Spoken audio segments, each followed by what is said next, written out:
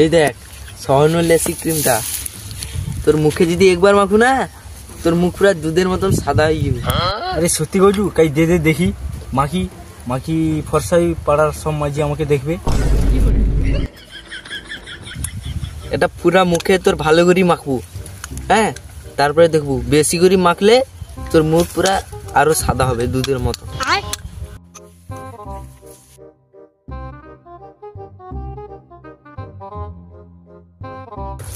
কি ঠান্ডা ঠান্ডা লাগছে, মুখ দুধের মতন সাদা হবে, ফর্সাও মাঝি দেবো।